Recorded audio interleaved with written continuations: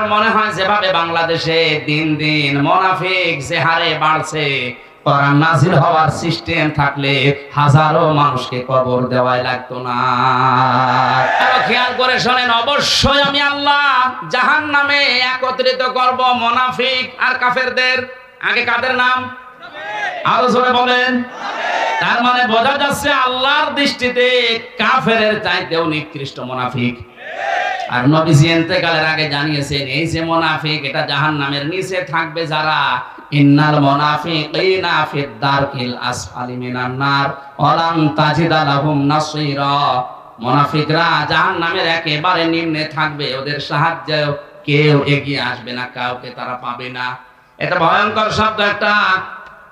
অন্যান্য কাউকে সাহায্য করা হবে না এমন কথা কোরআনে খুব কম আছে, কিন্তু মুনাফিকদের বেলায় লান আছে, ওয়ালান তাজিদা লাহুম নাসীরা। মুনাফিকদের জন্য কোনো সাহায্য, আরো জোরে বলেন। এই কথাগুলো বলতে বলতে বিশ্ব নবী জানিয়েছেন, এই যে মুনাফিক নিকৃষ্ট আল্লাহর সৃষ্টি জগতে যারা, এরা কিন্তু কোনো ইহুদি, খ্রিস্টান, বৌদ্ধ, মাজুসি, হিন্দু এদের ভেতরে তৈরি হবে না। কিয়ামত পর্যন্ত মুনাফিক তৈরি হবে শুধুমাত্র আমার উম্মত মুসলমানদের ভেতরে। এখন যদি কেউ বগুড়াতে জিজ্ঞাসা করে আমি ইহুদি দেখব, যান অভিশপ্ত ইসরায়েলে যান, শুধু ইহুদি পাবেন। কথা বলে না কেন? কোন মানুষ যদি বলে আমি খ্রিস্টান দেখব, যান আপনি আমেরিকা যান, শুধু খ্রিস্টান দেখতে পাবেন। এখন একজন বলছে আমি বৌদ্ধ দেখবো, আপনি মায়ানমারে যান, চীনে যান, শুধু বৌদ্ধ পাবেন। আর একজন বলে আমি মুশরিক দেখবো, হিন্দু দেখবো, পাশের দেশে যান, শুধু হিন্দু পাবেন। কথা বলে না কেন? লোকটা যদি বলে সব চাইতে নিচে থাকবে জাহান্নামে যারা মুনাফিক, আমি এদেরকে দেখবো। কারণ এই দেশে আমরা জানি 100 জনের 96 জন মুসলমান দাবি করে। কথা বলেন ঠিক কিনা? তাহলে মুনাফিকও আমাদের ভেতরে থাকার সম্ভাবনা আছে। আব্দুল্লাহ বিন উবাইয়ের জন্য নবীজি কিন্তু 70 মাররাতান পর্যন্ত বলার পরে ফেরেশতা জিবরাইল যখন থেমে গেছে, নবীজি মনে মনে সিদ্ধান্ত নিয়েছিলেন যে এখন আমি 71 বার দোয়া করব। 70 বারে যদি হবে না, আমি তো 71 বার করলে আল্লাহ তো নিষেধ করেনি।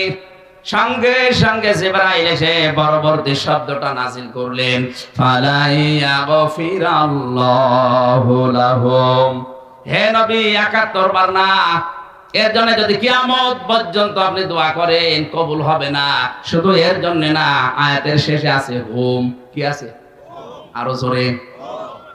এর মতো যারাই চরিত্রবান হবে, মুনাফিক হবে, তাদের জন্য আমি আল্লাহ মাফ করছি না, করব না।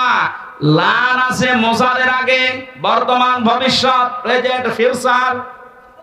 মোজারের আগে লান আসলে অর্থ হয় কোশ্চিন কালেও হবে না। আল্লাহ যদি গ্যারান্টি দেয় যে একে শুধু না, এর মতো যারাই কিয়ামত পর্যন্ত মরবে তাদেরকে আমি মাফ করছি না, করব না, কোন বাবা আছে আপনার ক্ষমা করবে বলে? এই চিন্তার বিষয় তো আমাদের এই জায়গায়। এরপরেও নবীজি মন খারাপ করে ফেলেছিলেন যে লোকটা বহু কথা আমার জীবনে শুনেছে। ওয়ালা তুসাল্লি আলা আহাদিম মিনহুম মাতা বাদাউ ওয়ালা তাকুম আলা কবরি। হে নবী, লোকটার জন্য দোয়া করা তো দূরের কথা, ওর কবরের পাশে পর্যন্ত আপনি দাঁড়াবেন না। আমার মনে হয় যেভাবে বাংলাদেশে দিন দিন মুনাফিক যে হারে বাড়ছে, কোরআন নাযিল হওয়ার সিস্টেম থাকলে হাজারো মানুষকে কবর দেওয়াই লাগতো না। মুনাফিকদেরই যদি কবর দেওয়া না লাগে, কাফেরদের কবর দিয়ে লাভ আছে? মুশরিকদের? আরো জোরে। মুশরিকদের কবর দিয়ে লাভ নেই। এর প্রমাণ নবীর চাচা আবু তালেব। লোকটা মারা যাওয়ার পরে নবীজি তার কবরের পাশে দাঁড়িয়ে দোয়া করেছিলেন, আল্লাহ তুমি আমার চাচা আবু তালেবকে মাফ করে দাও। ফেরেশতা জিবরাইল এসে বলে, হে নবী হাত নামান। কার জন্য হাত তুলেছেন?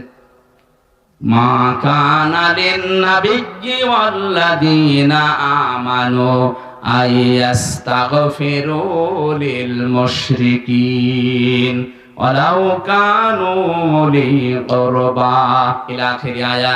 সূরা তাওবা 11 নম্বর পারা 4 নম্বর পৃষ্ঠার 4 নম্বর লাইনের 113 নম্বর আয়াতের প্রথম অংশে আছে। এটা তাফসীর ইবনে কাসিরে পাবেন। আল্লাহ পাক বলেন, হে নবী আপনি হাত তুলেছেন, নামান হাত। শুধু এই লোকটার জন্য না, কোন মুশরিকের জন্য, কোন নবী, কোন ঈমানদারের জন্য জায়েজ নয়, শোভনীয় নয়, উচিত নয় যে সে আল্লাহর কাছে ক্ষমা চাবে, যদিও ওইটা নিজের নিকট আত্মীয় হয়। বগুড়াবাসী আপনার বিবেক কি এখনো খুলবে না? নবীজির চাচা, আপন চাচা মুশরিক, হাত তুলে দাঁড়িয়ে আছে নবীজি। আল্লাহ বলেন হাত নামান, এ হাত কবুল হবে না। অথচ জীবনে নবীজির হাত তোলা লাগে নাই, শুধু বদরের ময়দান ছাড়া উনি মনের ভেতরে কামনা আসলে কবুল হয়ে যেত।